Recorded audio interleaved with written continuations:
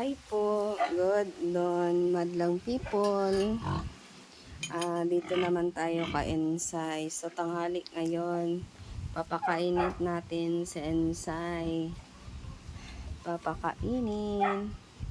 So, tinignan natin guys kung ano ang kanyang sitwasyon dito. Kung napakainit na sa kanya.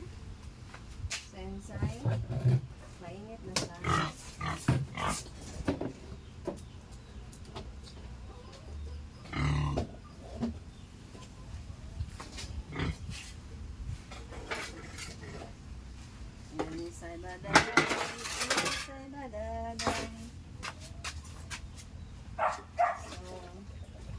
wala itong dumi sa inyo ngayon.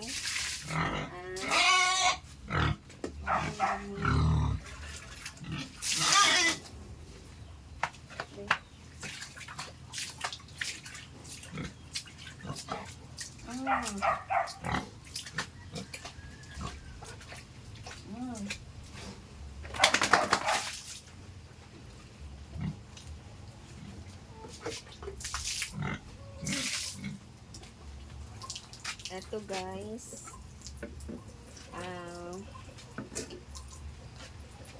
nagwiwi si ensay. Nagwiwi. So guys, ang ating pinapakain sa kanya is ito lang. Aray ko nanay. Ito lang, 26 lang po siya. So, iyan. Then, kukuha tayo ng water. Napakainit talaga ng panahon. Kuha ako ng water dito guys. Ganyan lang ka dami. Ganyan lang kadami guys. Then, so, sabi nila guys, hindi daw ako maglagay ng Vitac Plus. So, nagtando-tando lang to guys, no? Para ano, pero nilagay ako ng plus para sa aking alagang baboy. So, ganito lang, hindi na nakarami guys. Ganito lang siya karami. Balihan mo na.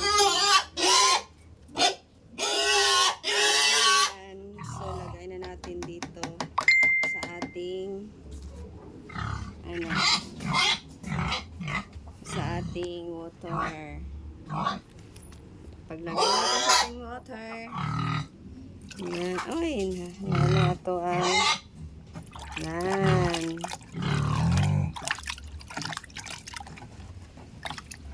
Bali, painom natin sa iya. Kay giuhaw na si ensay. Ilang na say. Yan naman ka mag-inom. Tapos, naka-ready. Lagay muna natin ang camera say. Basta muna natin. Wait lang, God.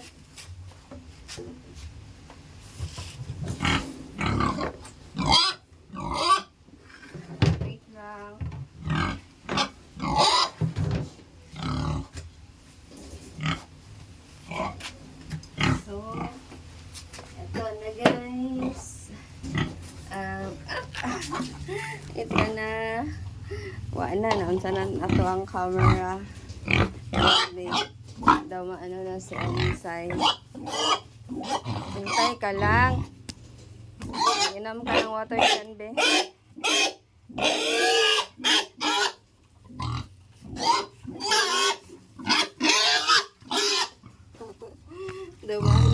Damano ka.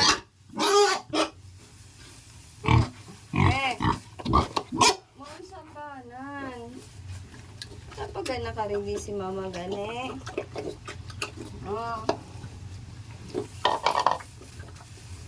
26 lang na to ang ginapang guys, buo na na to na siya karon 10 days mula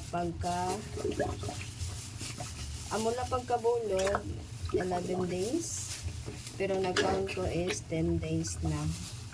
10 days pa. Kay 4 man ko nag-start o count.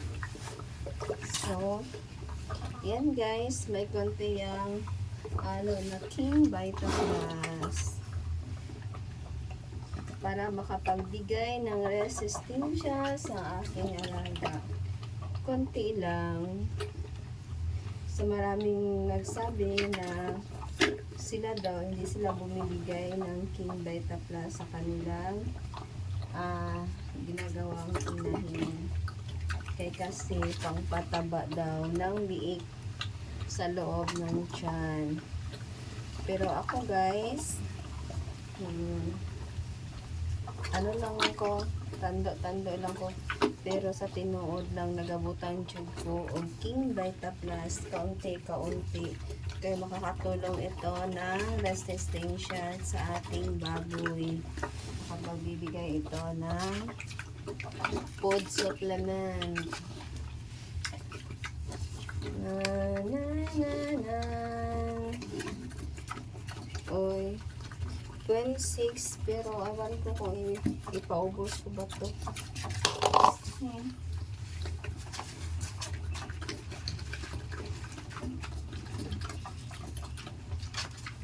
Dagdagan natin ngayon mamaya ng tubig. So, ang King Vita Plus guys, magbigay lang tayo ng tama-tama ng konti lang.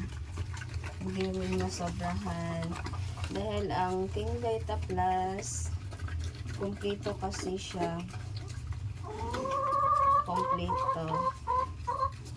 Yan lang. Yan, kabilis siyang kumain.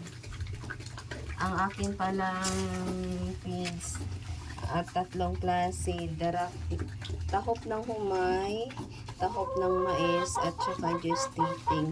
Nakamix po ito guys, nakamix. Ganyan lang ako magpakain sa aking alaga. So,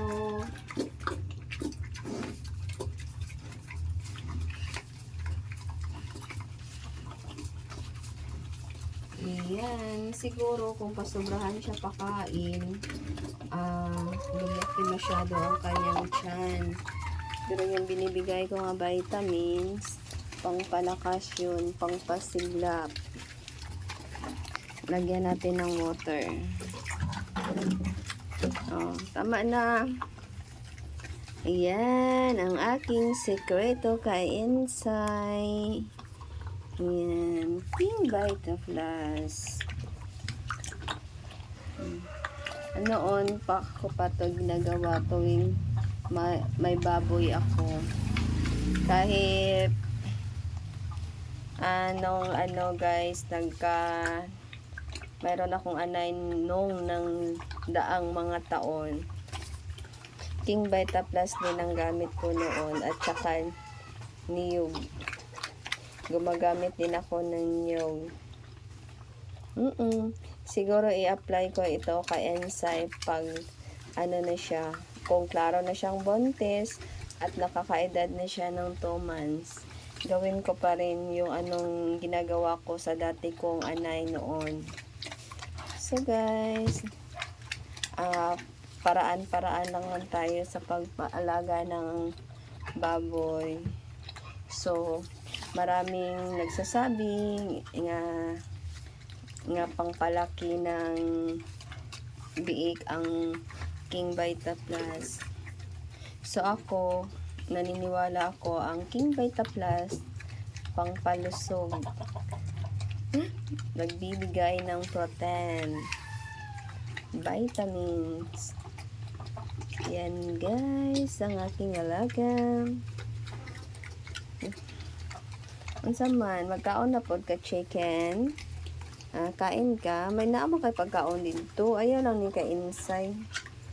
Tama na say. Unya na pod. So, hindi natin ubusin ang 126. Hindi natin uubusin guys ang 126. Water na lang ka, water. Water na lang. More water na lang kabe. Mm. Dagdag na lang to mamaya sa pagkain sa hapon. Ayaw niya. Wala na. Takaw-takaw mo pala. Takaw ni Insay. Gana ka kaya siyang kumain. Dahil naka-king bite pala siya. Pero limited lang pagkain, Insay, ha. Limited lang. Inom ka na lang ng water. Inom ka na lang ng water.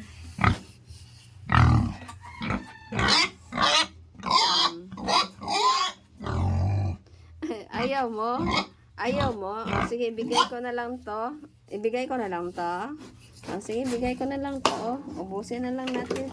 So, last na happen. 6 na. Awa man ako, oy. Kasi 0.6 talaga ang kanyang kinakain, guys. So,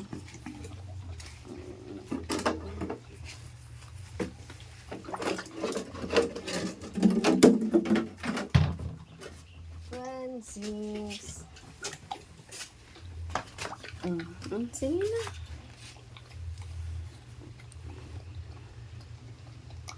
Yan. Hindi ko rin siya pinapaliguan. Binabasa ko lang ang kanyang floor. Ang kanyang sahig. Napaliguan na kasi ito kaninang umaga. Bago siya kumain kaninang umaga. So, ganyan lang si Insay.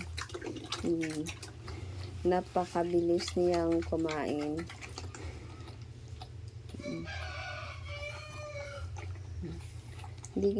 Ganyan na, oh. Kalaki. Ayan.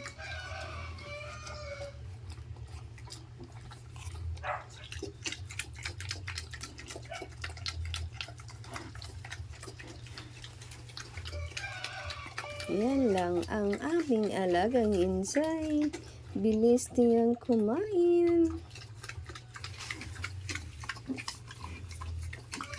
Bye-bye, Sai.